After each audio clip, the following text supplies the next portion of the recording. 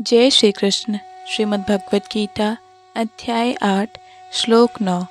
कविं पुराणं नुशासितारम् अनोरणीयां समनु समृत्या सर्वस्य धातारं चिन्तयरूप मादित्यवर्णं तमसा परस्तात्। मनुष्य को चाहिए कि परम पुरुष का ध्यान सर्वज्ञ, पुरातन, नियंता, लघुतम से भी लघुतर प्रत्येक का पालन करता, समस्त भौतिक बुद्धि से परे, अचिंत्य तथा नित्य पुरुष के रूप में करे। वे सूर्य की भांति तेजवान हैं और इस भौतिक प्रकृति से परे दिव्य रूप हैं। तात्पर्य: इस श्लोक में परमेश्वर के चिंतन की विधि का वर्णन हुआ है।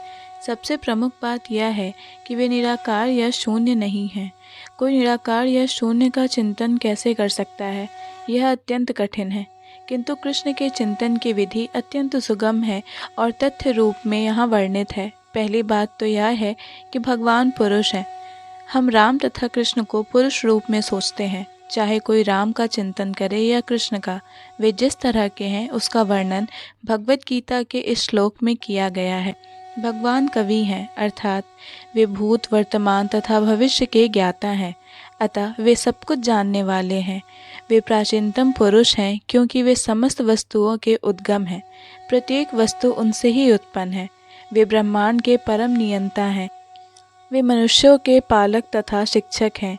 वे अणु से भी सूक्ष्म हैं। जीवात्मा बाल के अग्रभाग के 10,000वें अंश के बराबर हैं, किंतु भगवान अचिंत्य रूप से इतने लघु हैं कि वे इस अणु के भी हृदय में प्रविष्ट रहते हैं। परमेश्वर के रूप में वे परमाणु में तथा लघुत्तम के भी हृदय में प्रवेश कर सकते हैं और परमात्मा रूप में उसका नियंत्रण करते हैं।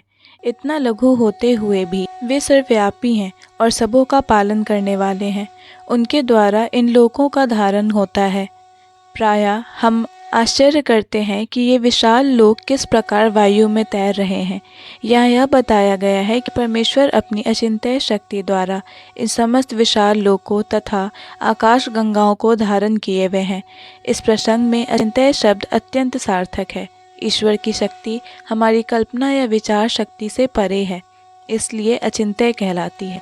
इस बात का खंडन कौन कर सकता है? वे इस भौतिक जगत में व्याप्त हैं, फिर भी इससे परे हैं। हम इसी भौतिक जगत को ठीक ठीक नहीं समझ पाते, जो आध्यात्मिक जगत की तुलना में नगण्य है। तो फिर हम कैसे जान सकते हैं कि इसके परे क्या है?